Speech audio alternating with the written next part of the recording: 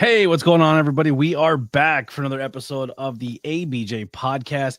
I do have a guest we'll be bringing in here momentarily, but let's get some of the housekeeping stuff out of the way. Hey, do you like my hat? You can buy one. Merchandise. Links below. I just added a ton of new merchandise. Maybe a little Schuylkill Mall ripoff will be there. Some Gears Iced Teas, some Devil, some Only ABJ shirts, some ABJ Hub shirts. We got a whole bunch going on. Go check it out. We're trying to buy some new stuff for the podcast. If you notice behind me, there's a little podcast table that the old school people may notice. But we've been messing around with some cameras. If you guys have been watching the Not Cool in High School episodes, Not Cool in High School Horror, we have a 3-camera setup. It's been working kind of cool, but we're having some issues with the audio and the syncing and the editing. I don't know what I'm doing, and I'm still learning. I'm adding new elements to try to make it visually better for you guys, and I'm failing miserably. So just stay with me. I am trying my best to make everything good and sound great and look awesome. But we might be bringing back some old school style of the podcast. Be doing a lot of them remotely this way, but also maybe having some people come and hang out and sit down and chat as well. But links below to follow us everywhere. Engagement has been fantastic. I set a goal for myself over on the Instagram side. So you guys are seeing this in November, but as of the day of recording it is October 28th. But I set a goal for myself in October to hit 70K engagement views on Instagram. And as of today, we're like at 79. So we blew it out of the water. Thank you guys so much for everyone that's been liking and commenting and sharing of the post. We are growing this once again and getting some cool traction. So thank you everyone for supporting. Like I said, follow on all social media. If you're watching this over on YouTube, Facebook, Twitch, or any other platform, or listening to the audio sources. So we are available on all audio podcast platforms, Spotify, Apple, Google, the whole nine. Just search ABJ Podcast. It's all kind of grouped into one. So if you want to check out interviews, it'll have like the ABJ Podcast. If you want to check out Not Cool in High School, Not Cool in High School Horror, it's all kind of broken up that way, and you can check it out by the thumbnails. But we have tons and tons of content coming. Some Truth Behind Illusion is coming back very soon as well. So we're trying to bring everything back. I'm trying to also do it where I'm not hitting you with an episode on a Monday and then hitting you with an episode on a Friday. I'm actually just limiting it to just Fridays. So I'm just putting content out on Friday so you guys have a whole week to watch it, and I'm not overwhelming you with stuff, because that seems to be another issue of mine as I do it as well. And my microphone's doing it again. Son of a bitch. All right, we'll figure it out. We'll make it work. I'm going to bring my guests in, let them introduce themselves, and let's get this going.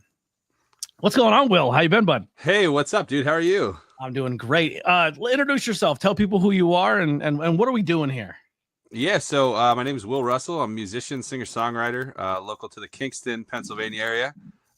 Born and raised here. I put out some new music of some old music, and I kind of want to come on, chat with you a little bit, see what's going on, kind of get people up to speed.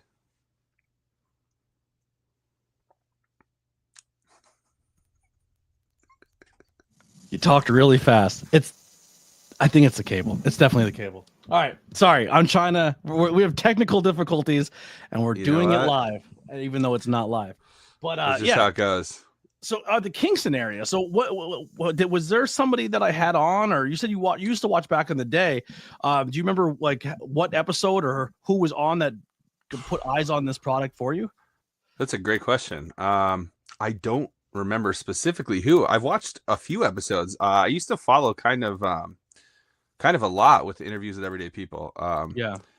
And I don't know if we were maybe supposed to do this years ago. I don't remember. Possible.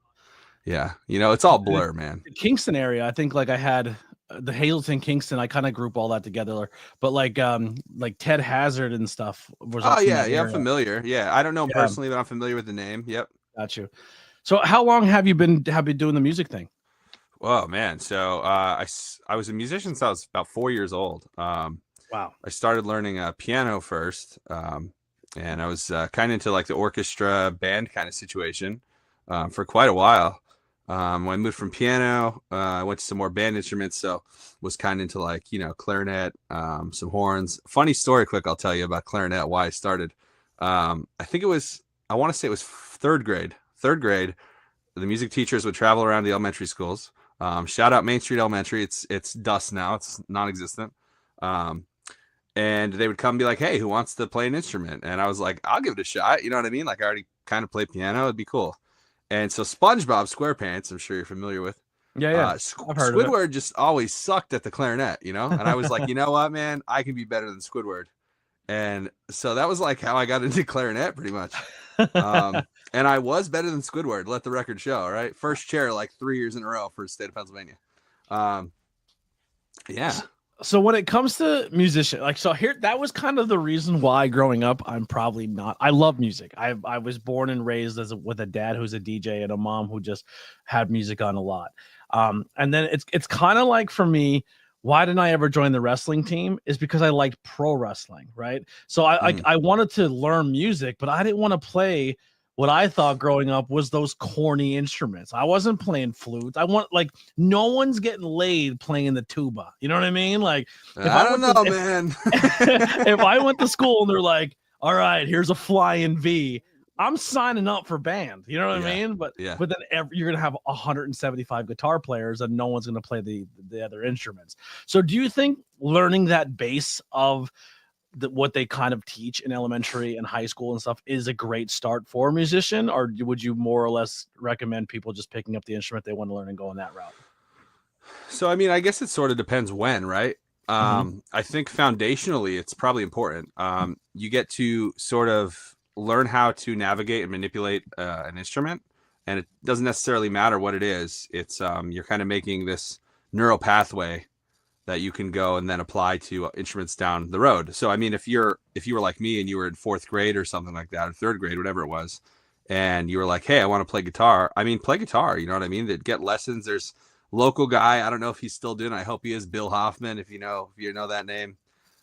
He gives lessons, like, I think since, like, I don't know, Vietnam, probably. I think he came out of the womb and he was like, hey man, I got a spot available on Tuesday.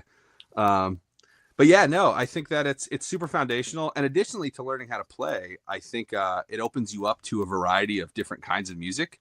So it's an unpopular opinion, but there's classical music in everything that you listen to today. It's so stone, rock, concrete. It's the bottom of everything. So yeah, I think it's important and foundational. And I think that's like what you need for anything in life, but music especially, you need to have a broad spectrum. You can't focus too much. Yeah, I would always be the kid too. I always thought about, like, if I ever had to go to band, I would just not play and just keep it up to my mouth because no one's ever gonna know. Like, you know what I mean? Like, who's gonna be like, we're missing one flute out of the 17 flutes here. You know, I'd just be like, I'm killing it. You know what I mean? Like, blowing your cheeks out and shit.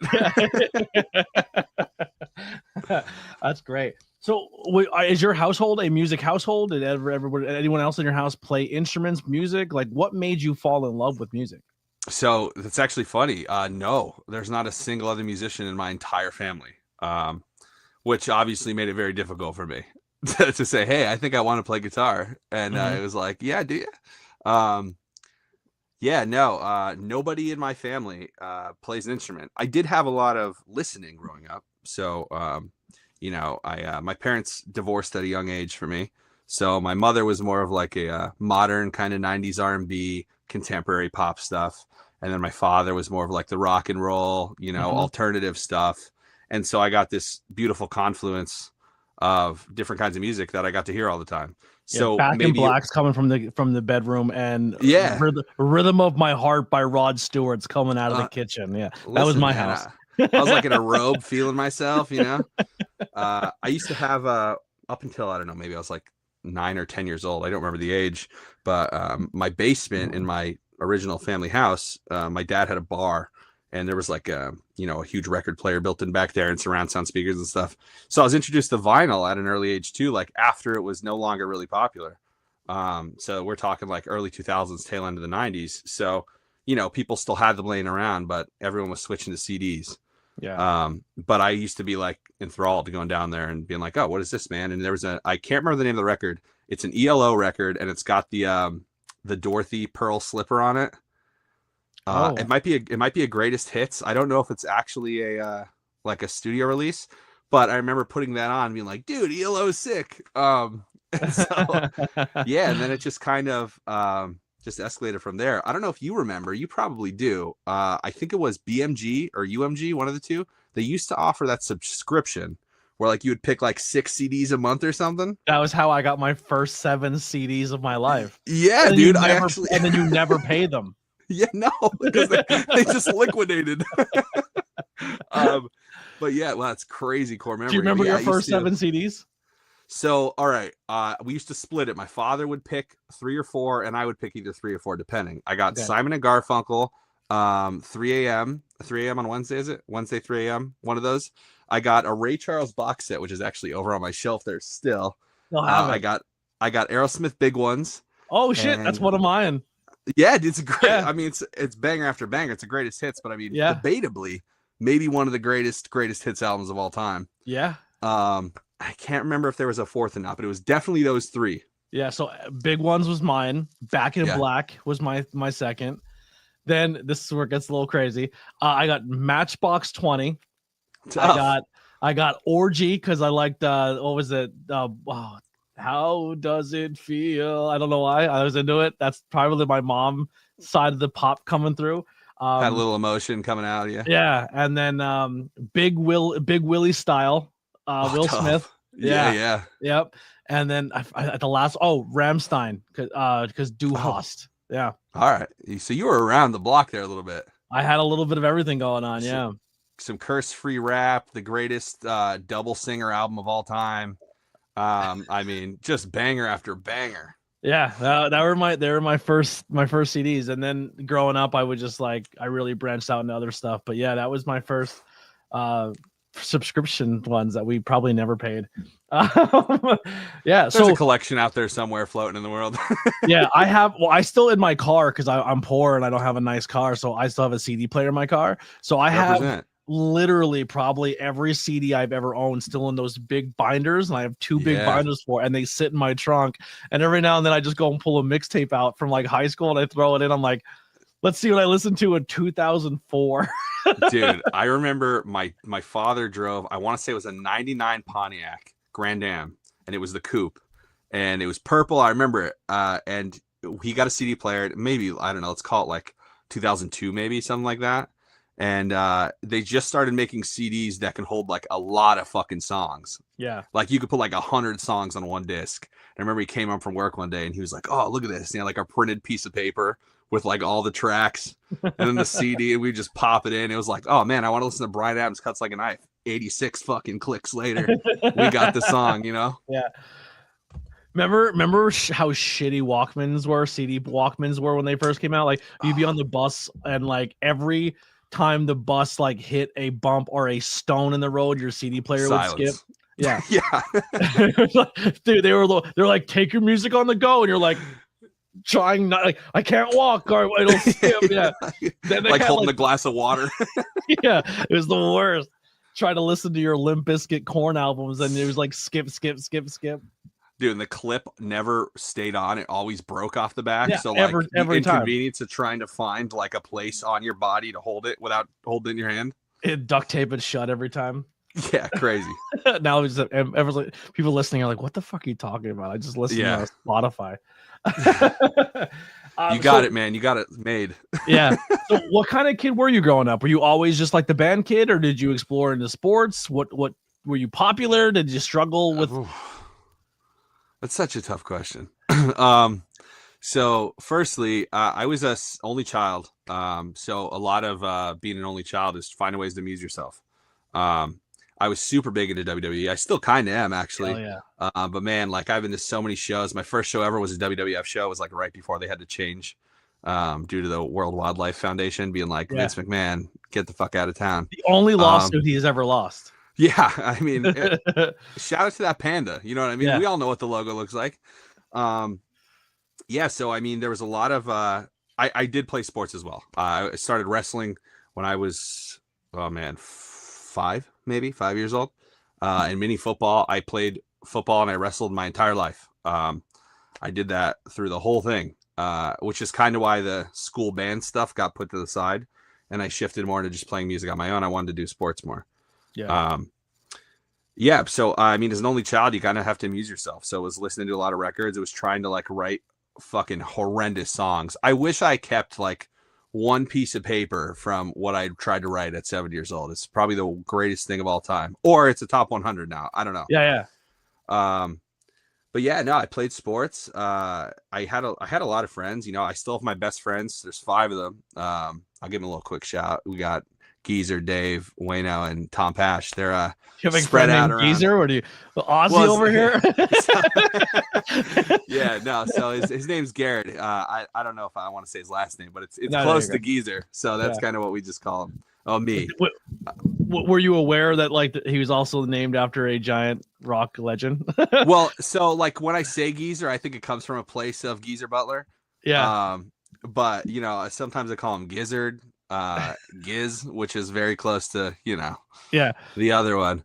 But yeah, no, these guys have been my best friends since I was like a kid, like pissing myself. I thought that was up until I was 13. Obviously, the gang's all here. Yeah, so 5 best friends. I'm fortunate in that regard. I mean, like, I love those guys. They kind of friendship sort of turns into siblinghood after a long time. I mean, you look back now, that's like over 20 years of being friends with these guys. And yeah, I mean, I had a pretty easy time in school. I had a lot of friends, whatever you want to call them, acquaintances. Got along well. I don't like the term popular, so I'm gonna refuse to use it. Yeah. But I made friends with a lot of people. A lot of people have a lot of different interests. I was always very eclectic, so there was something I can talk to about this guy with, and this girl over here, and this guy. But yeah, so I think I was fortunate enough to have a pretty easy go of it. A lot of people look back at high school and middle school. Well, middle school sucked for all of us. Let's just get that right out. There's no good middle school experience. I don't believe it. Yep. Middle school is the point of time where you just try to not do something embarrassing. Actually, for me, I went to a very small school. So like if you did something in middle school, if you pissed your pants in middle school, you were the piss your pants kid for till graduation. You're during your ceremony, like Anthony Blackwel pissed his pants in 3rd grade. You know what I mean? Like everyone knows. Yeah. I didn't do that, but I did puke on a teacher once. But dude, tough. Yeah. So I wanted to go to the nurse. She told me no. So I was like, all right, well, guess who's getting to let it rip. Yep. Yeah. No, I hear you, man. You got to assert dominance sometimes. R.I.P. Miss Reppel. Oh man. Yeah. She sucked. She's in hell, definitely. Fuck her, dude. They planted a tree for her after she died. I peed on it. I'm not gonna lie. She was terrible, man. She treated me like shit. He went back for the double tap. That's insane. Yeah. I got her back. I'm still here, and you're a tree. How about that? So when did you really was like how music's gonna be this thing? I really want to pursue it. I want to kick this in and really put my effort and to learning these instruments and honing my craft. Yeah, so kind of as far back as I can remember, I feel like when I started listening to music, I started envisioning myself like on stages being these guys. I could tell you a specific moment. I want to say I was 7 years old. I was either 7 or it was 2007, but I think I was 7. And I had Cinderella. What was the album called? I think it was just called Night Songs. Oh, or Long Cold Winter, the white one, whatever the white one is. Yeah. And I believe Nobody's Fool was on that album. And I used to like fucking be in my bedroom, like pretending I was like Tom Kiefer. Shout out him, by the way. I got to meet him later on in life. Super cool dude. Crazy voice. His wife's very nice as well. So I just kind of, I guess, always sort of wanted to do that. I like the idea of performing. I like that there's this sort of persona and character you get to play. It's like acting without the bullshit. You know what I mean? You get to kind of just say, here's an hour and a half of what I want you to see about me. And then, I put on a good show and then I go home. Yeah, it's very pro wrestling. It's the entertainment is just yeah. I think I always say like I'm glad I became a podcaster because my ADHD growing up, I was like I want to be a pro wrestler. I want to play in the NBA, NFL. I want to also be Steven Tyler. And if I have time later on, I'll learn how to. If I have enough money, I'll buy an instrument and then also be Slash. But none of those panned out. Yeah, I'll teach you how to be Steven Tyler right now. You got to grab the sides of your cheek muscles. Or you just gotta pull him out like that. There you go, dude. You're like 70% of the way there. That's dude. He's like when I think of a rock star, I think of him. Like him and Ozzy are my two go-tos.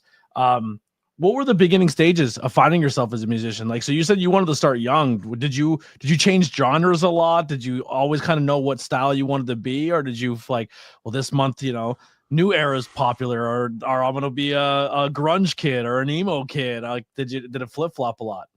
So, in terms of what I wanted to be, maybe only once it changed. I think at the very beginning, it was like those classic rock guys. I'm a huge fucking Kiss fan. Shout out to Ace Frehley. Yeah, just passed away. Dude's an absolute legend to me. I mean, I cannot begin to talk about what Kiss has meant to me and how influential they've been on my life. I actually, right over there, you're not gonna be able to see it, but I think it's 1992. It's the Kiss Playboy with the fold out, and there's just a bunch of, obviously boobs and all four members of Kiss. Did you ever go to Vegas? I didn't. No, I did get to see Kiss a few times, but I never got to see them in Vegas. So if you go to the Rio, which is off the strip, in the Rio casino, they have because that's where we stayed when we went the first time I went to Vegas. They have an indoor Kiss mini golf course. Ooh, yeah, and it's like all neon and Kiss, and all the walls are like the story of Kiss as you're going through. And it's just like, in this era, Kiss is here. Then the makeup comes off. And then this is when they put their blood in Marvel Comics. And it's just like the whole, as you're playing golf is the whole story. And then, like, how every golf course you have to hit the last ball and it's the hardest one ever. It's Gene's mouth. You have to shoot it up Gene's tongue. Yeah, I figured. Yeah. It's awesome. And that was his 4,576th patent, probably. Yeah. So. Yeah. I don't mind Kiss, but Gene's the most recognizable and known member. But he's the biggest scumbag, and I think he puts the biggest strain on the rest of the band. I wish I could just figure out, like, it's so difficult because he does look like such a piece of shit, right? And in my heart, like the little 6-year-old kid me who just wanted to listen to fucking, Detroit Rock City over and over, I wish that he would still believe that Gene Simmons was like God. Yeah. And part of me would love to just talk to him and like just walk away and be like, yeah, you know what, he does suck. But I almost want to avoid the Hulk Hogan of classical rock. Yeah, that's a great comparison, actually. Yeah, everyone's like, dude, that's the guy. Like when you think of Kiss and you're like, but he fucking sucks. He's an asshole. Yeah, fucking like Martyr versus Mogul. It's like yeah. Sorry, ADHD sidetrack here. You're good, man. Are you on the Youngblood train? Are you a fan of Youngblood? Actually, yes. That's a recent thing for me. I didn't know much about him besides knowing the name and like kind of know what he looked like. And I want to say, I don't know, maybe about 4 or 5 months ago, he put out a song. What was it called? He has that big one, Zombie. There was another one. I got him from the Changes when he did I'm going through the Changes at the Aussie show, and then I was like, all right, and then I played Zombie, and then I heard the Kiss cover, the I Was Made for Loving You. Yeah, it's fucking unbelievable. I love how he changed enough of it, but still stayed true to certain aspects of the song. Yeah, and he seems like a sweetheart. I hope he is. Every video I've ever seen him interacting with anybody, whether it was like what's the word when you like see somebody from behind, you're not like on the video. I can't think of words right now. Yeah. Fuck words. Yeah. But yeah, like he always seems to be this authentically nice dude, and I hope he is, because like he's kind of like running rock and roll right now. Yeah, he like had several torches passed to him that like you couldn't even fucking dream about. I think that the Aerosmith and Youngblood album drops like next month. They did like a 5. There's gonna be a one-off song, and then they're like, no, let's just do like 5 or 6 songs. Yeah, and that song's kind of cool too. Word, I mean, I'm gonna hit you with real quick. The words are kind of stupid. Yeah. Whatever. But Steven's still yelling, and it still sounds nice. By the way, if for whatever reason any member of Aerosmith is ever watching this, you fucked me 3 times on seeing you live. All right. And you're my favorite band all time. Same. I have an Aerosmith tattoo on my arm. What do you have? I have so it's actually the Dead's Keep on Truckin'. However, I'll share a piece of fan literature with you. So when Aerosmith was first touring, they had this old fucking van. It was disgusting. And I don't know if it was painted on there already, if they painted it on, but it was the Keep on Truckin' guy. And probably this has got to be, I want to say 6 or 7 years ago. There's this guy named Rick Sickler. He's up from New Hampshire, and I got in touch with him because he was on American Pickers and actually helped the band reunite with the van. It was like on some fucking farm somewhere, just like, yeah, I heard about that. Growing trees. So I got in touch with Rick. I got to talk to him for a while. And they do this thing up in Sunapee, New Hampshire, which is where they used to summer all the time. Aerosmith and like, I think Tom, Joe, and Steven were the main guys who would go there. And they kind of go there often now. And like once a year, they do like an Aerosmith kind of day thing. They like pay homage to the original locations. They'll play some music. Other people come up. I was going to go play at that. And for whatever reason, it got canceled that year. And I didn't get to go. I was going to drive 7.5 hours to this fucking place. Because I was like, dude, I mean, are you kidding me right now? I'm going to play guitar with Joe Perry. I drive 13 hours for that. Yeah.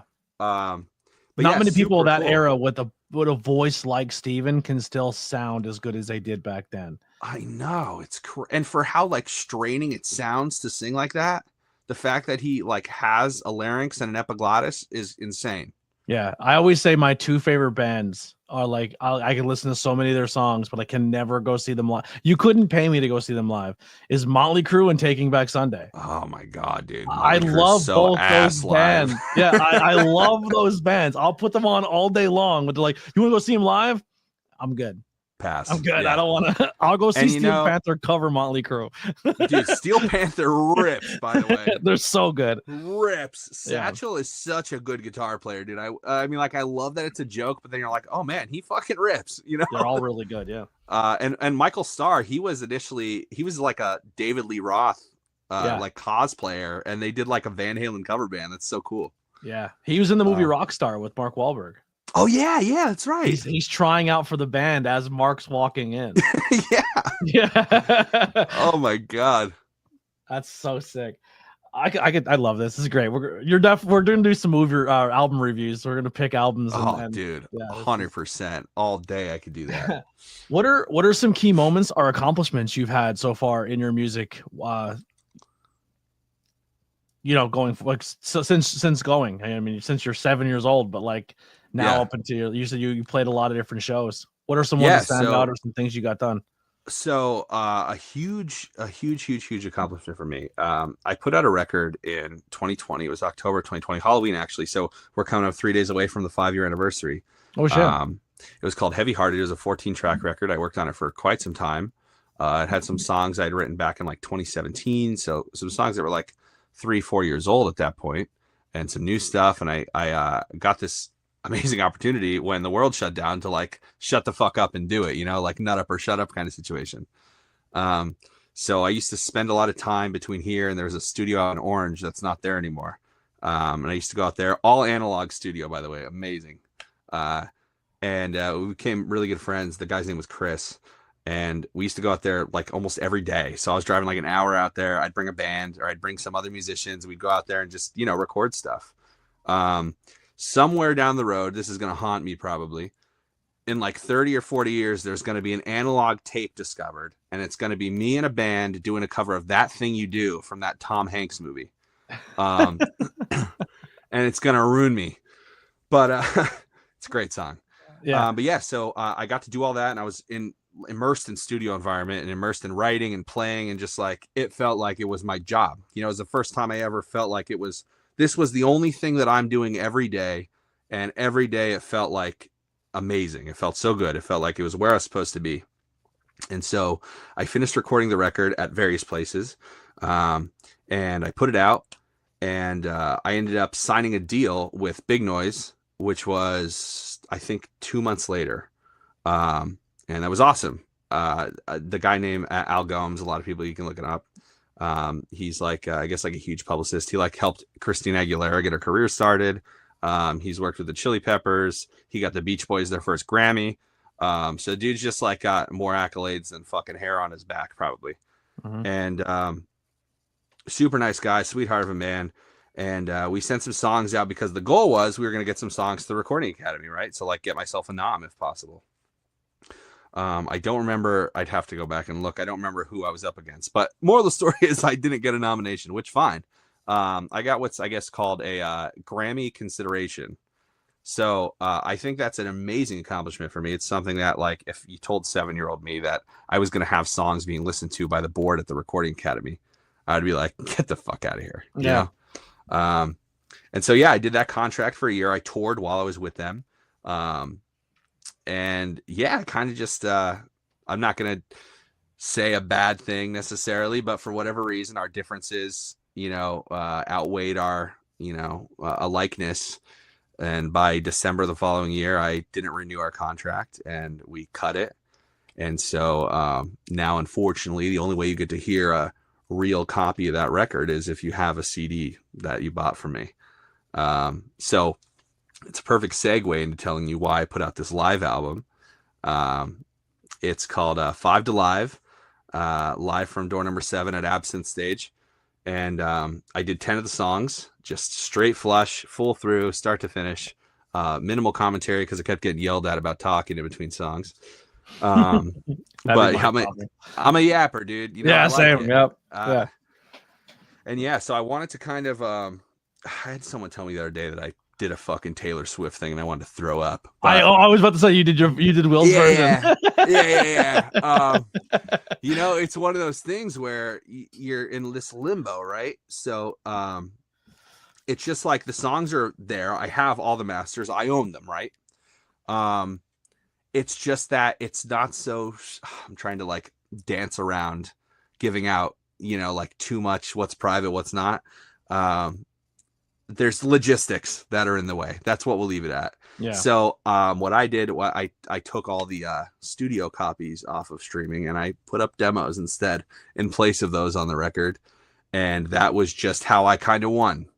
And so then doing this at 5 years, I just put it out. It's early. It's out right now on Spotify and it'll be everywhere on Halloween. But yeah, I just wanted to kind of revisit the songs after 5 years, sort of see what they meant to me, see how it felt to play them. I had to play all of them in E flat now because I just keep getting a deeper voice. That's kind of a pain in the ass. Like 3 days a month I can sing in my original keys. But yeah, I just kind of wanted to sort of take that back. And so, a major accomplishment for me was, getting my songs to a level of the Recording Academy. And then another major accomplishment is that I put out something that was tangible enough that I could revisit it in 5 years and say, hey, this stuff still means something. It's still my contribution to the arts. It's my contribution to, music and how it feels to me. And I can share those stories with other people. Yeah. If someone were to, before they go to listen to it, before like they're listening to this podcast, they're vibing with you, what style of music would they be expecting if they're going to go tune into your music? So, all right. So the live album's full acoustic. It's just me and an acoustic guitar, which is how almost all these songs were written to begin with. Mm-hmm. I would say I've been categorized as contemporary. I've been categorized as when we submitted to the Recording Academy, it was as singer-songwriter. And then there was a subcategory of pop. So it's somewhere between that threesome. You find me in the middle. Okay. Now, if people come see you play, are you doing all originals? Are you doing covers? A mix of both? So for the most part, if it's my show, I'm playing original music. If it's like a bar gig or like a late night thing, it's going to be mostly covers. If it's my tour, my shows, I like to try and play my stuff as much as possible. Absolutely. Usually I throw in a cover or two, either something I've been feeling for the last couple weeks or a song that I love that I just want to kill some time with. But it's going to be 95% my stuff. Yeah. I like that. I love when people stick with their originals, but I also, I think that it's kind of important to know a couple covers because I do think sometimes that's how you win somebody over. I mean, look, we're talking about Youngblood right now. Yeah. Didn't listen to one Youngblood song until he went out and did Changes. Yeah. And then his other favorite song is the Kiss cover. And then I'm like, all right, I like him. Let's see what else he got. You know what I mean? Like, it sucks. You kind of like being the artist of like, I don't want to be the artist of somebody else's art. And you're like, you gotta do sometimes, So what's funny is there's a lot of people don't think about this. There's a huge strategy to set list. There has to be, peaks and valleys. There has to be level playing field. There has to be familiarity. There has to be intrigue. There's like, it's a lot of people think, what are you going to play? You write down fucking 20 songs and that's what you play. if that were the case, you'd probably bomb, because you got to have things that there's only so much attention span in a human, right? Mm-hmm. So you sort of have to, I don't want to use this word, but you have to manipulate that, right, to your advantage. Yeah. So, you got to be entertainer. Yeah. So I play 2 of my soft songs, and no one really gives a fuck, right? No one's going out to hear soft shit unless you already know what I play and you're coming to hear the soft shit. Yeah. I mean, like, even John Mayer still has to play Your Body is a Wonderland live. Yeah. So it's just about being like, okay, you guys sat through my sad shit. Thank you. I'll repay you with this upbeat shit. And, you know, we just kind of throw back and forth with each other. And that's kind of, and there's some, you know, the set list isn't absolutely, you know, non-negotiable. So I think if you're reading the room, right, and you see that people are really getting into the upbeat shit, you switch a couple things around. Maybe you omit a couple songs.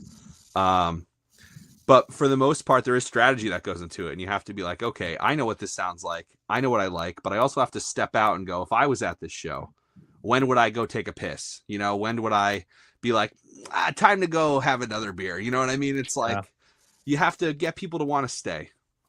Or shame them when they go take a piss. Yeah. Call them out. Crowd work is important. Absolutely. Yeah. Oh, sorry. That was that song. That song, not good. I have to poop, guy. Yeah. Why don't you get the fuck out then? That guy's going to take a shit right now. Yeah. Why don't you go find the bathroom at your house? How's that sound? Oh man, this speaking of strategy, I usually have a great one here, but this fucking mic is driving me bananas. I'm like, this next segment's brought to you by Shure mics and why they die after 3 years. Yeah, I'm really frustrated. It's been about 3 years of using this too. Yeah. So what are so we talked about the accomplishments, but what have been some setbacks or adversities you've had to overcome? Oh, this entire fucking industry is a setback. I'm so your fucking, dreams is the setback. I'm being so literal. This is a delusional career. It really is. There's so many facets of this. I gotta compartmentalize. So right now, music is so accessible, right? It's more accessible than it's ever been, and I don't know that it can get any more accessible without a chip in your brain. You literally just like, I can type in anything. Like, I can type in, you know, world's best farts compilation, and it's on Spotify. You know what I mean? Like, you don't even have to look anymore. Like, you don't have to wait for a YouTube ad, you know, nothing. Like, you just like, boom, fart sounds. And so it's so accessible, and that makes marketing and playing live kind of, you know, secondary almost to people. It's like, why do I necessarily need to come see you, right? Because like, I got it right here and I didn't have to work for it. So there's this instant gratification that you don't really get until the end of a live performance, right? So you go out and play for an hour and a half and people can enjoy the whole thing, but the gratification isn't until you leave and you go, what a great show I went to tonight. Like, you don't get up after 3 songs and go, this guy, you know, he's fucking excellent. Take care, everyone, you know?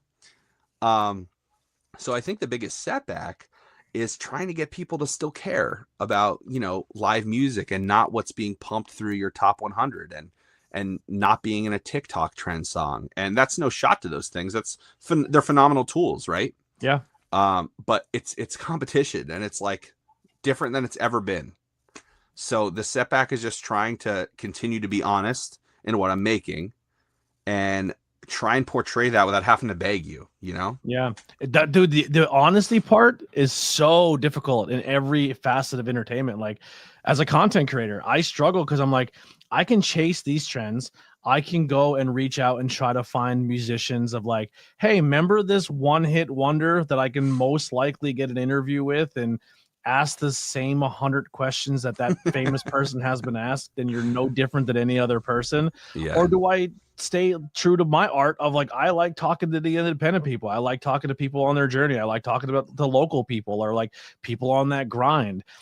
It's harder to grow as a content creator that way and stay true to yourself and not listen. I'm a Jackass fan, but like if I came on camera every day and punched myself in the nuts, I'd probably have 1 million viewers. You know what I mean? Like, it's just difficult. Like, yeah. And that makes it really hard, you know? And I think there's been moments. There have absolutely been moments where I was like, fuck this. and I meant it with my whole chest. And it was just like, music is going to be my thing. And I think for a while, probably a good 3 years or so, it was. And it was just like, I came home, I worked my day job, and I came home and I played. And maybe I recorded something for me. Maybe I recorded nonsense, or just played around with tones, or played around with new progressions, or went back and tried to learn a full album, kind of like, sort of like going back to home base, Yeah. and just kind of being like, let me re-navigate this, but make sure this time I know my terms. Yeah, totally. And you just like, hey, even if it doesn't ever be successful, I've mastered something to myself, and I had a fun time doing it, which is sometimes even more gratifying than anything. Yeah. What are some influences or role models that you have? All right. So, I almost feel like they're two different questions, between an influence and a role model. I think there's probably some crossover, but ultimately I think they're a little different. Influence, that's like kind of super easy. Number one is Joe Perry from Aerosmith. I have never not been a Joe Perry fan in my life. I can't even remember a time I wasn't a Joe Perry fan.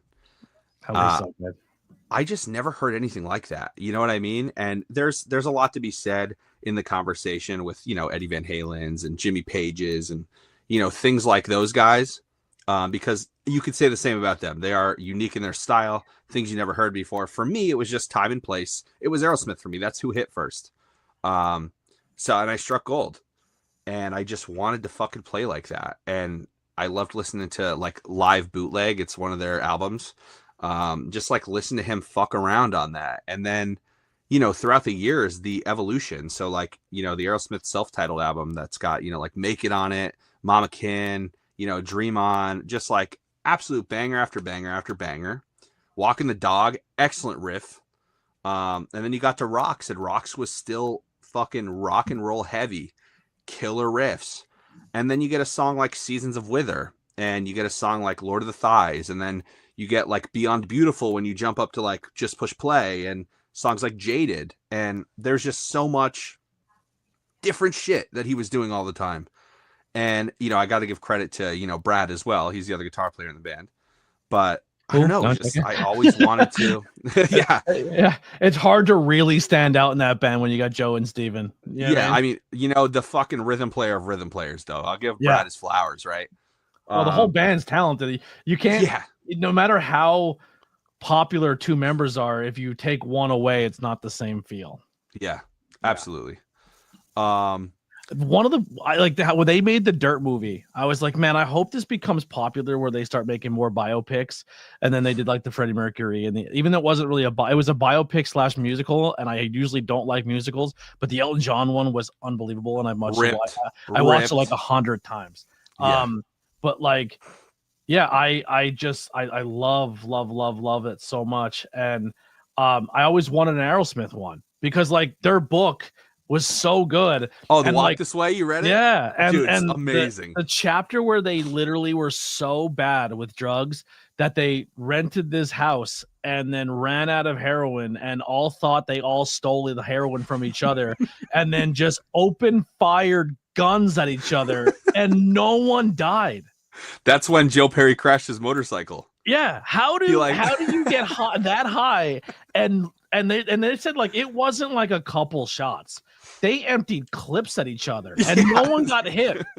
That's crazy.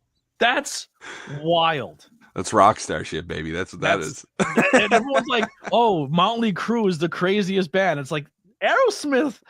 Pretty nuts. Yeah, they were wild. Yeah. Yeah. I bought me and my buddy Steve, me and him met, and our biggest bond was the two bands that we loved. Like it was Aerosmith and Blink-182. Like that's our favorite bands. Like all my pops up there. That's the whole Blink-182 collection. Like I love Blink. Because Blink, like Aerosmith was the first band that my dad got me into, and I liked it, like them and AC/DC. But then like Blink-182 and Linkin Park were the ones I seeked out and found, and then like got into Green Day, and then the punk, and then everything like that. But then like but like, yeah. So when I met Steve, it was like the two same bands were our driving forces, and I was like, oh man, we should get shirts. So I went on Amazon and I found the Toxic Twin shirts, the skull crossbones. Yeah, and we both have them. I'm way too fat for it now because it was a long time ago. But yeah, man, they're so good. But yeah, I want an Aerosmith movie. Oh, dude, speaking of too fat, real quick, this is hilarious. I went and I played at an open mic like 2 weeks ago just to kind of chop back up, right? I'm trying to put out music and I want to do some more of this kind of stuff where I come on, talk about things and, up to releasing a record, hopefully at the end of 2026. And I was like, dude, I'm too fat for my stage clothes now. What happened? Like, because you have like a particular set of uniforms that you wear on stage. And I was like, what? Like, what did you do to yourself? So, like Elvis at the end. Except no one was around to tailor me new shirts. That was the problem, I'm like Elvis without Elvis's money and just all the peanut butter sandwiches. Yeah. You're like, I'm not taking a shit anytime soon. No. Fuck, yeah, I'm telling you. But yeah, go ahead. Yeah, I was gonna just finish talking about what I was talking about, the role models and idols. Yeah, so like Joe Perry, number one idol, and perhaps I would say number one role model in terms of guitar playing. And I could probably name a few more, but he's definitely the number one. And as far as performance goes and seeing a show, it's Kiss. I just never saw anything like that, and I still have not to this day ever seen anything like that. It's so fucking unique and different and interesting. Like, this is something I watch a lot of, I'm kind of chronically online. So I watch a lot of videos and shit. And I was watching these old videos of Kiss live now that Ace Frehley died. They're all over the place. Yeah. And dude, Paul Stanley has like sucked live since like 1995. And no one talks about it, right? And I was like, why is no one talking about how bad Paul Stanley is? Because who cares? Yeah. Kiss rips. You know what I mean? They have got this like perfect niche where it doesn't even matter. He can go out there and fucking go into the microphone, and people are like, dude, fireworks, blood, are you kidding me? His face is painted, he's in. Yeah, I mean, like, the dude's like, they're geriatric, and like, I would still pay to see them tonight, and so I mean, that's like to kind of form such a unique thing that turns into such a legacy. And almost feels, I don't want to say that there were no efforts matched, but in the grand scheme of things, seems very effortless, right? They just kind of were like, we're going to be a rock and roll band. We're going to have theatrics and we're going to fucking wear face paint, dude. Yeah. And everyone was like, you know what I mean? Like, this is crazy. And all the information was right there the whole time. They were just the first ones to put all three together, Yeah, and have like cool little backstories. And like the band I'm probably obsessed with the most right now is Ghost. They're cool. But Ghost doesn't exist without a Kiss. Yeah, you're right. Yeah. Slipknot doesn't exist without a Kiss. Yeah, the whole backstories and like, hey, let's have our own look. And now some musicians are like, no, that's corny as fuck, and we don't like the fact that. Sorry, I'm trying my best to make it go away. Man. I'm struggling, ripping over there. Yeah, and I'm trying so hard to stay focused on what's happening. But yeah, I'm not even touching it. I don't know what is going on. It's freaking me out. I don't know what to do. And you already changed the mic? I changed the mic. I changed the cable. I'm hurting. And the ibuprofen's not there anymore? Not there. I'm gonna try this. Hold on.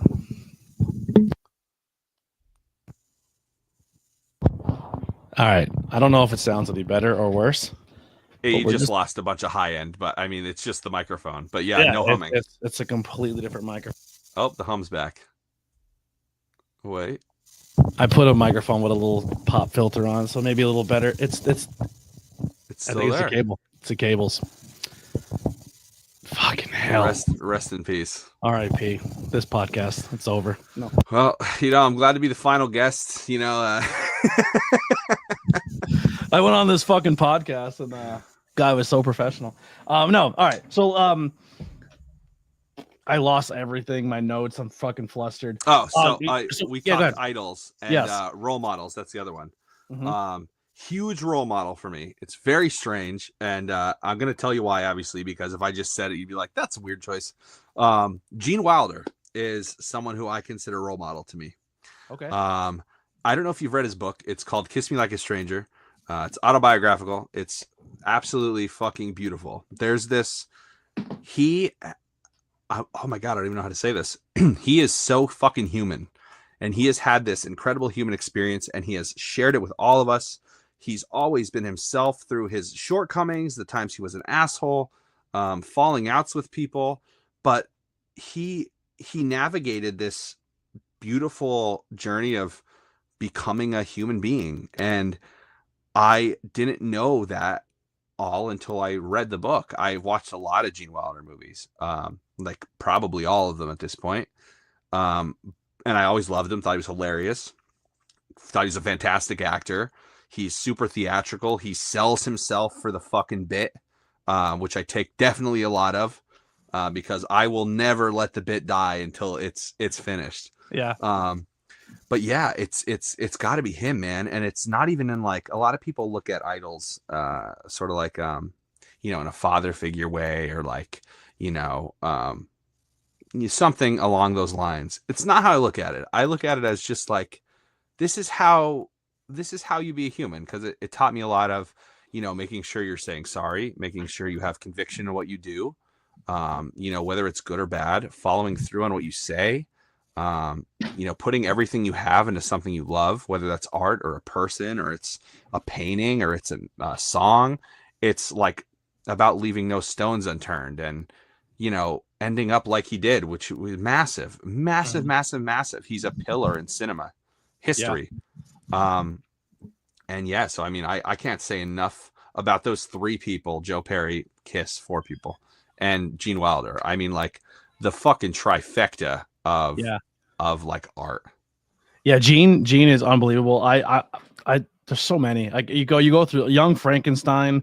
I actually have the Willy Wonka like special edition box set, and the only reason I bought it is because it came with a photocopy of the note he wrote the director on his terms of the only way he'll do this movie.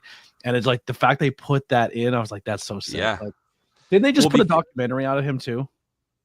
There's been one out for a while, but I think they Remembering Gene or something. Yeah, something like that. Yeah, I have to watch the John Candy one. That one just dropped. John Candy too. Shout out to that guy up there. Yeah, I feel the same. Exactly how you described Gene is exactly for me. Ozzy, because like if you go and read Ozzy's book and you look into Ozzy's stuff, he did things that if he did them in 2025 or 2020, he's never coming back. Like they would have canceled him, gone forever. The attempted murder of Sharon, twice, killing animals, like But he even says himself, he's like, "Yo, like I was really bad." But his swan song is he wrote those wrongs and did everything his way and was apologetic to everything and didn't try to hide it. He just met it head on.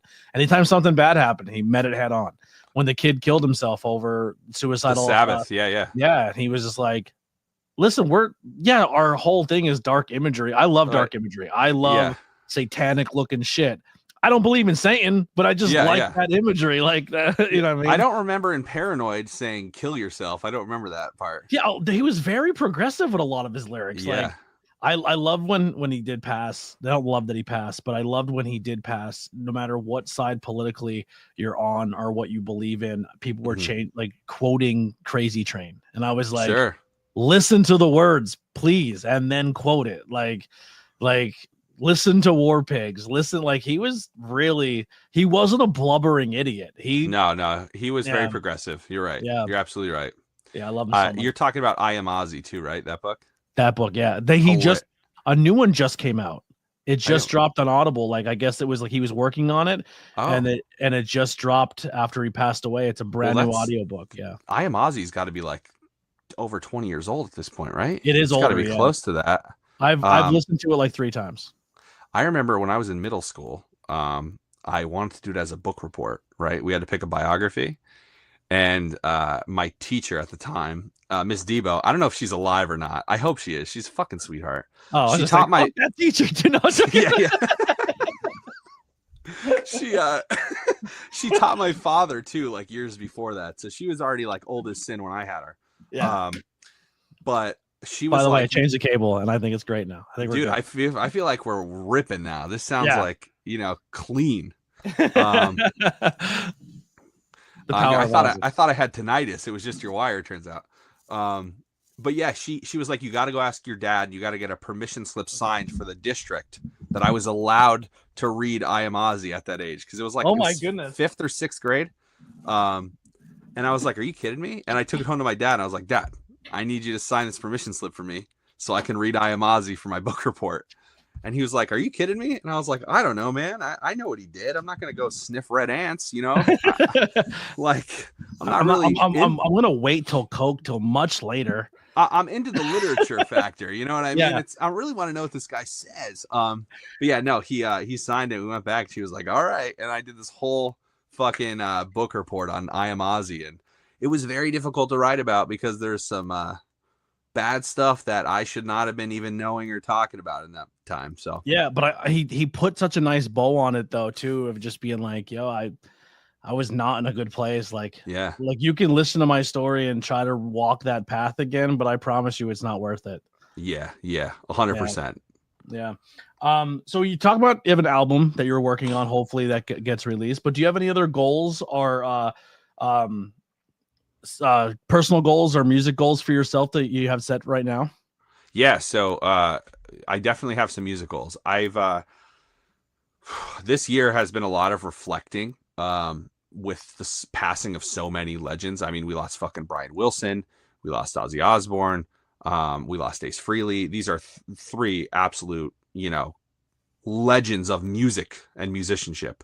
Mm-hmm. So I have decided that I want to do the best that I can to get in myself a place where I can, play with these guys. Even if it's in like a bedroom or if it's in a fucking basement or if it's on a stage, I want to feel what it's like to play with these people. And it's not just the guys we talked about. It's, legends. I Poison, they're all from Mechanicsburg, right? I would love to like hang out with some of those guys. Like I have someone nearby who's got to connect with Ricky Rocket, and I would love to, get myself there. Just to kind of see where you fit in, to see if like where you would. Well, so I don't know if it's so much about fitting in. I think it's just about, I think it's maybe part of the journey of like finding my roots again. Gotcha. I didn't know if I was looking at it more from this prospect of like from wrestling or boxing or combat sports. It's like, all right, well, this guy's the champion, and if I get in the ring with him, and even if he knocks me out in 2, at least I know where I stand with, like where I am pound for pound, heart for heart with someone who's been to the mountaintop. Yeah. No, that's a great point, but it's not about that. I would love to do it in silence. I would love for no one to ever even know about it. It's for me, it's like I'm rounding the curve. I'm closing my doors. I'm saying, okay, like this guy's this. I'll tell you how I met Tom Kiefer from Cinderella really quick. This is a funny story. So there's Joey Kramer from The River. I don't know if you're familiar with the radio station. He's a DJ. He does Saturday nights. He like plays oldies, 70s, 80s, 90s. He's got like shows and shit. I was friends with his daughter back in the day, and for my 15th birthday, he took me to meet and greet Tom Kiefer at Blues Brothers in Luzerne, which again, R.I.P. None of these places exist. So it's my 15th birthday, right? And it's in a bar. So I didn't know what the fuck I was supposed to do. I walked right in the front door. Oh, are you talking about the one in Hazleton that had the Blues Brothers on the side of the building? So no. There was Blues Brothers West, and there was Blues Brothers. I don't know if it was just East or not. I think there was one up in Pittston, and then there was one down in Luzerne. It was just like 2 bars. There was a bar in Hazleton that had statues of the Blues Brothers that hung off the side of the building. Gotcha. But yeah, no. By the time I was old enough to go to bars, that the Blues Brothers were off the building, and I never knew whatever came of it. Gotcha. I don't know if they're related. Maybe it was part of it. Maybe they had a third location. But I remember I walked right through the front door of the bar, and everyone was like, like I looked 15. You know what I mean? I didn't look like an adult. Yeah. And I was like, dude, I'm here for like Tom Kiefer. Like, where do I go for that? And they're like, dude, it's in the back. We can't just walk through a bar. And I was like, it's my birthday. Come on. Give me a beer. Shut the fuck up. Give me a shot. And I'm in If it the was back, School right? County, they would have poured you one. Yeah, I'm sure they would. You know what? Around, if I tried hard enough, I probably could have got it here too. Yeah. We're not so different in counties. So Jane Train, I don't know if you ever heard that name. She passed away, unfortunately. Rest in peace to her. As of, I don't know, about 8 or 9 years ago now. She was an opening act. She was a huge local musician. She was great. She was opening, and then John Corabi, which, do you know that name? No. The Vince Neil fill-in for Theater of Pain, and when Vince was like leaving the band, he was the guy who filled in. Yeah. So John Corabi, he was going to be before Tom, and then Tom came on. So I didn't really know John Corabi at the time. I didn't really know who he was, what he looked like, who the fuck he is. And so we're like in a VIP section, and it's very like, whoa, we just had a power flash. Did you see that? Yeah, it's a spooky night for technical difficulties. Whoa, dude. Whoa, we're cursed. So I'm standing there, I'm talking to this guy, and he's telling me these fucking dirty nun jokes. I mean, like, we are laughing, getting on, having a good time. Probably like an hour through Jane Train's entire set, through like the fucking mumbo jumbo, all the commentary and whatnot. We're talking, right? And finally he's like, hey man, nice talking with you. And like, we shook hands and everything. I was like, you too. He looked like Rob Zombie, by the way.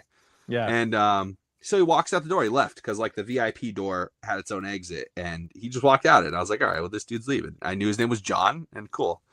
Fucking like 7 minutes later, this guy walks out on the stage. He sits on the stool, and he goes, hey, I'm John Corabi. You might know me from Motley Crue. I wrote some of the Theater of Pain stuff.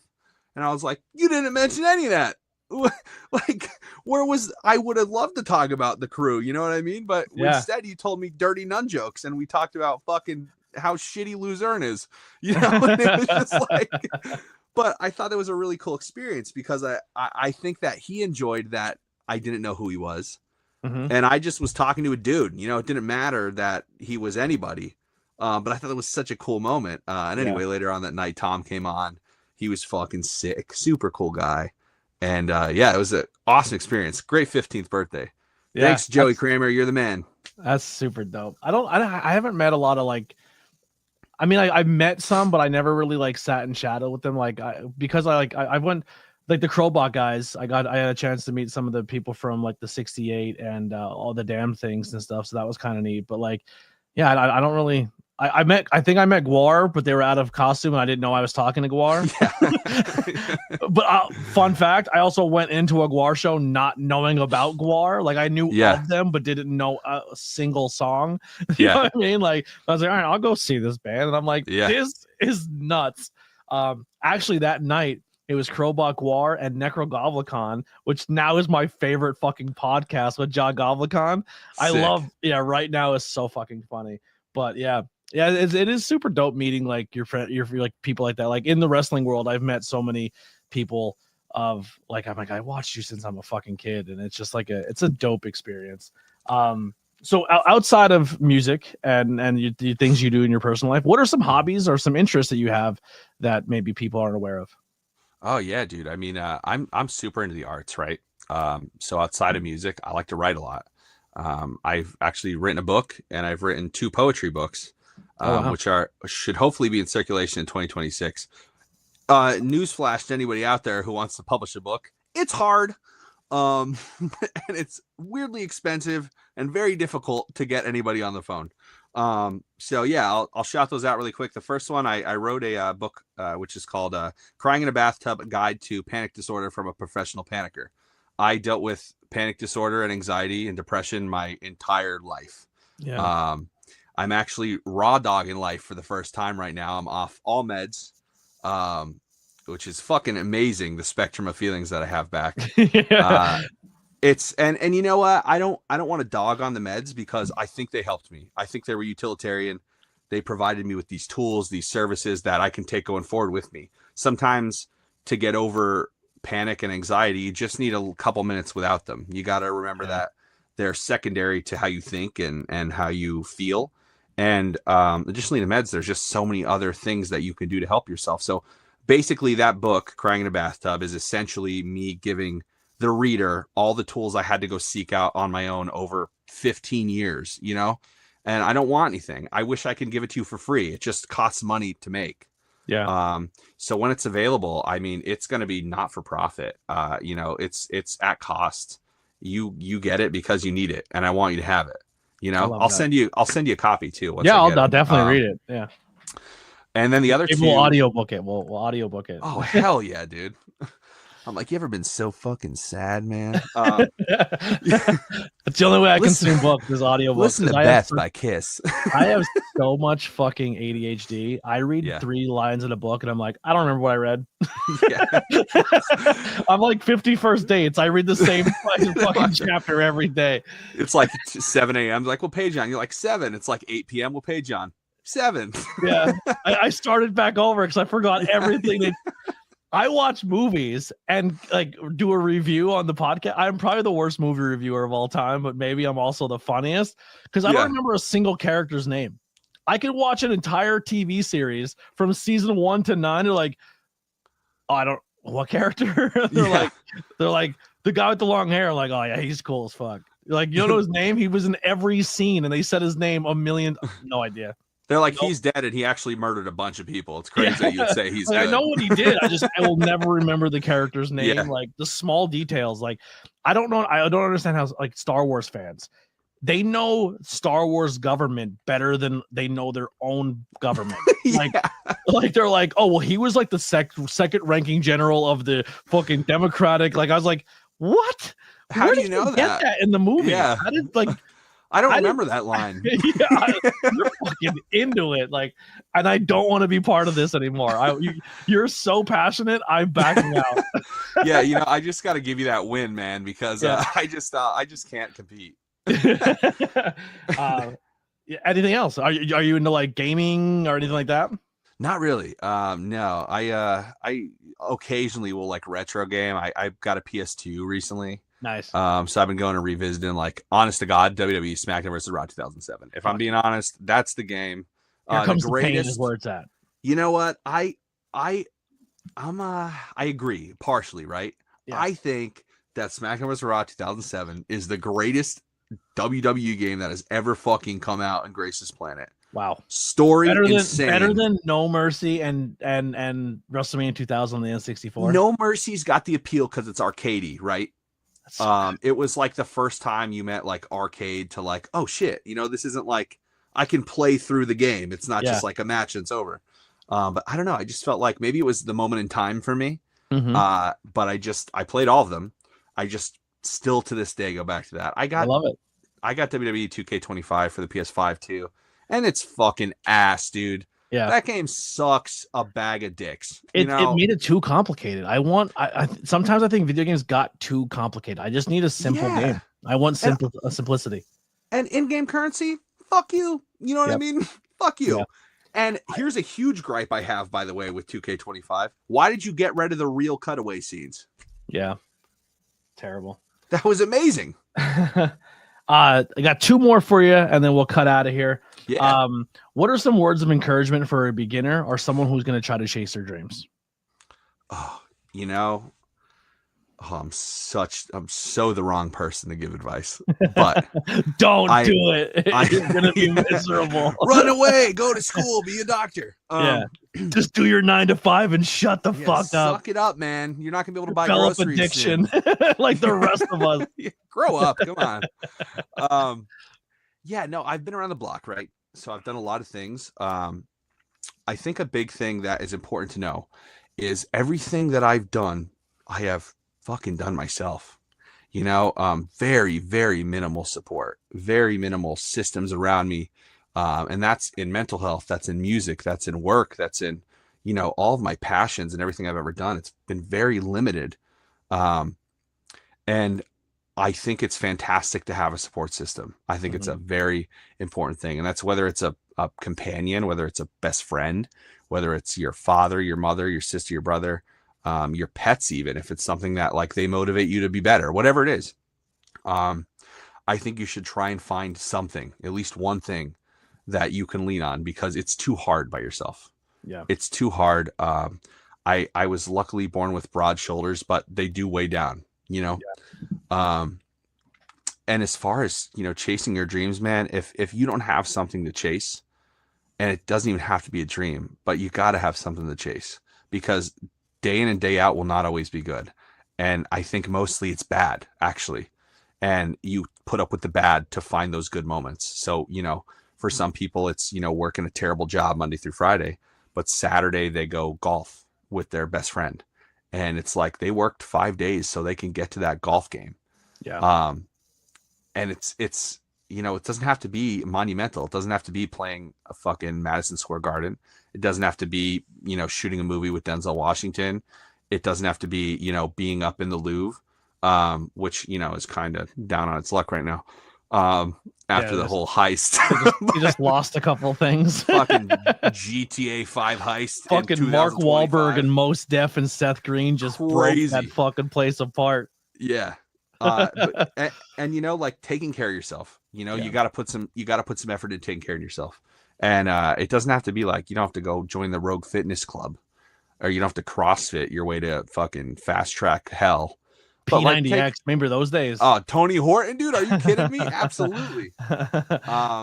Who was the other guy? Sean T. That was the other guy. Yeah. Someone did P90X come in with like a sling on their arm. They're like, dude, I tried to do push-ups where you clap and fucking busted my face on the ground. Yeah. Teaching yourself moderation in all things in life too, Yeah. I love how you said to enjoy the little things. Like, hey, we all want to, sell 1 million copies or have 1 million plays or 1 million subscribers, but like, hey man, I had a really good day with my best friend today. Like that, make those smaller moments more valuable, more valued. Yeah. Yeah. Who are they small to? What does it matter if they're small to you? If my moment with my best friend, that doesn't matter. I guess what you would say, like how society would deem those as small moments. Like, no, like they're actually bigger than most. Yeah. They're enormous moments. Yeah. And, to quote Gary Vee a little bit, who I'm not a major fan of, but he always pushes this philosophy. It's really not ever too late, for anything, not a single thing. I'm surrounded by people who started their careers at like 39, 40 years old and didn't even get involved in them the way they wanted to till they were 50. Yeah. It's never too late, and it should always be about you, right? The thing that you love and you're passionate about, it should be for you. Yeah. And don't do what I did and fucking try and sell it away, and then you got to go fight for it back. Yeah. Don't skip the battle. You know what I mean? I'm giving you the cheat codes, man. Throw them in. Just like pave your way and keep it to yourself. Yeah. What are you grateful for? And are you currently happy? Whew. Golly. I've been learning a lot about gratitude. I, for a long time, thought I wasn't grateful for anything. And there's been some people in my life who have told me that gratitude doesn't have to be so big. So for me, when I thought gratitude, like, it's not about roof over my head, because I did that. I work, I pay, I found the place to live, I put my ass in here. What the fuck do I have to be grateful about? I paid for it, like this is transactional. And so I had to learn to not think like that. And it's not about that I paid for it. It's that I get to, I get the opportunity to pay for it. I get the opportunity to have this job that affords me the money to live here and to fill my fridge up and to, feed my cats and like to buy a guitar on a whim, just because I was in the store and I couldn't put it down. Like, those are things to be grateful for. I'm more and more grateful these days to try and be alive, and not just coast. Getting off Lexapro has helped out a tremendous deal for me. Getting to feel highs and lows. I mean, sometimes right now I watch a video of like a dog and I get tears in my eyes. And I'm like, what is going on with you? I'm so jealous. I'm not even on anything. I am so broken as an Italian Irish kid that dude, if you cry, you're gay. And I'm not saying, man. I'm not saying gay is a negativity. Just growing up in the 90s and 2000s. That's like, what are you gay, bro? You're gonna cry? Like, you're sad? Fucking go to work. it's something to learn, dude. It really is. I mean, like, sometimes you gotta cry. Just let it out, dude. I'm trying so hard. You just sit down and be like, tonight's the night. Come on. I listen to all sad shit, but this, like, for me, I'm the opposite. Like, if I'm going through it, I listen to sad stuff to make me, like, when I'm happy and up and I'm lifted, because I feel like, oh, I'm beyond that. Like, I'm kind of looking down on it, but like I also enjoy it. You know what I mean? Like, like you displace your feelings a little bit into yeah. someone I'm like, else's I'm sadness. happy today, so I'm gonna listen to sad. All my favorites, I'm like Weezer. All my favorite songs are slow and sad. Yeah.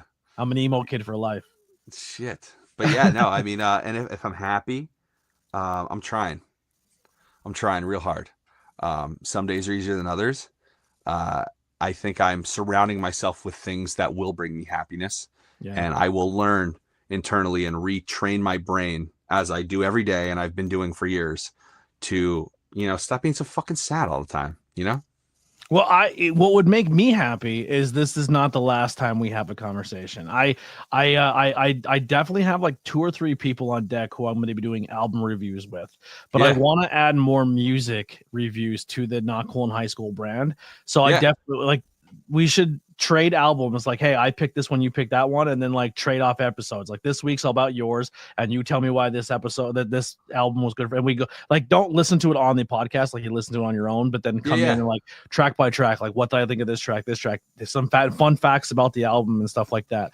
And like, maybe if you have the free time to jump in every now and then, we'll do it every now, like maybe once every other couple months. You know what I mean? And I'd love to have you back on this chat. And you have a good setup, and I could work with you. It was a great conversation. I appreciate you reaching out.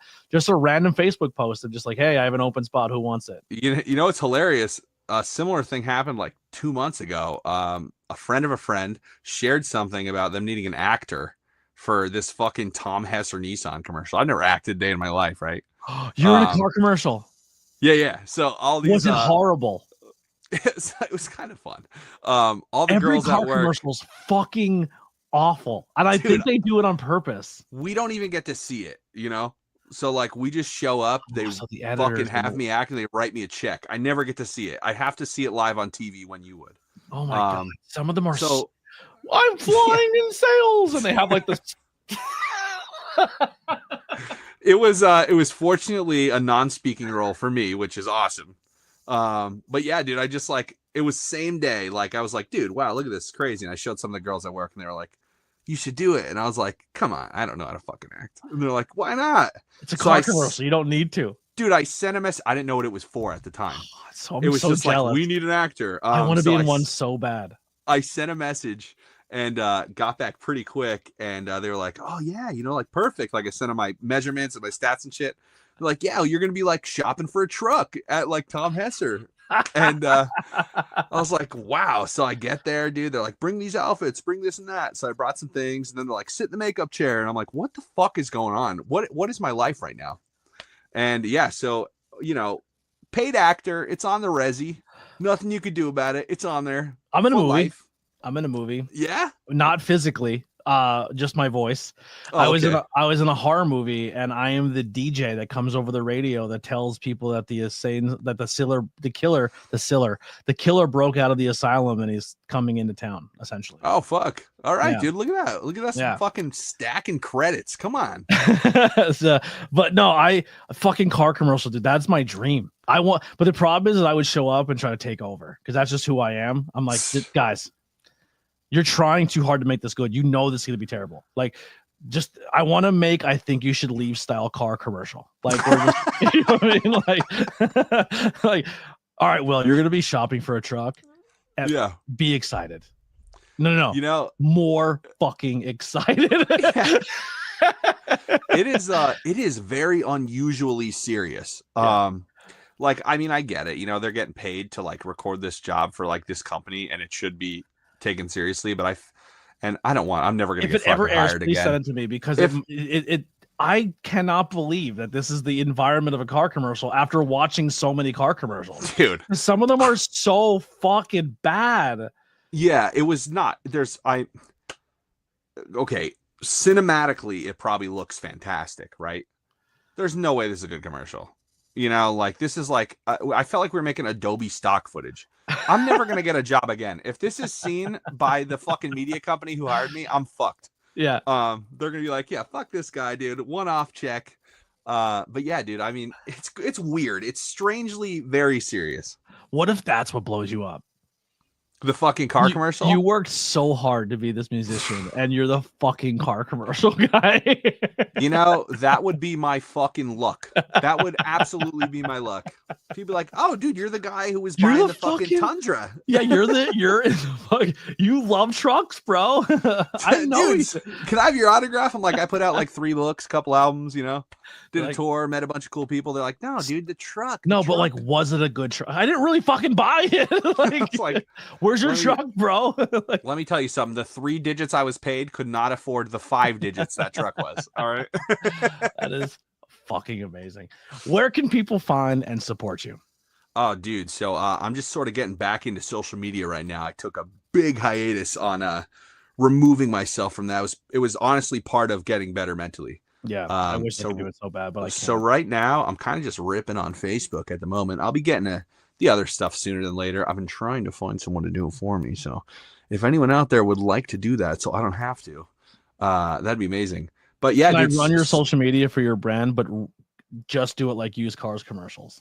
Absolutely. Let's fucking do it, dude. Come check me out at tonight's show. I'll fly away. It's like old CGI graphics from like the You're gonna Alien lose movie. your mind on these prices.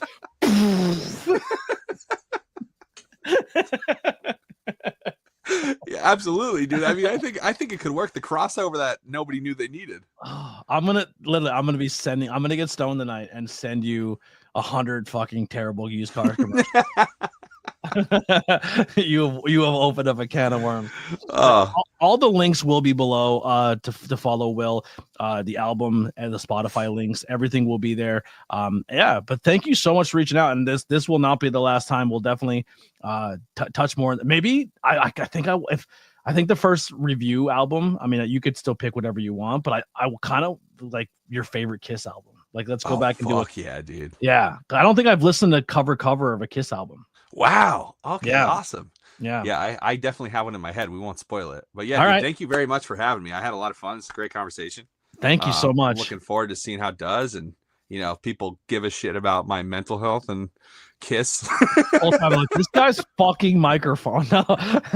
We fixed it, though. It took a while. But yeah guys, if you made it this far and you haven't ran away because of my terrible technical difficulties, hit the likes, the subscribes, the shares, put this out there. I'll be having a whole bunch of clips going with this as well as social media. Follow Will on all social media. Tell him that you're following because of this podcast, and go give him a follow over on Spotify and listen to some music and put cents into his pocket, because Spotify, I heard, doesn't pay anybody. But yeah, fractions of pennies, baby. Fractions of pennies. So just put it on, leave the house, and just let it on repeat all day long. Guys, after 8 years, I can almost afford 1 Starburst. Not the pack, one. Yeah, one tiny Starburst. But that's going to do it for the ABJ podcast. We'll see you guys next time. We're out of here. Thanks, man.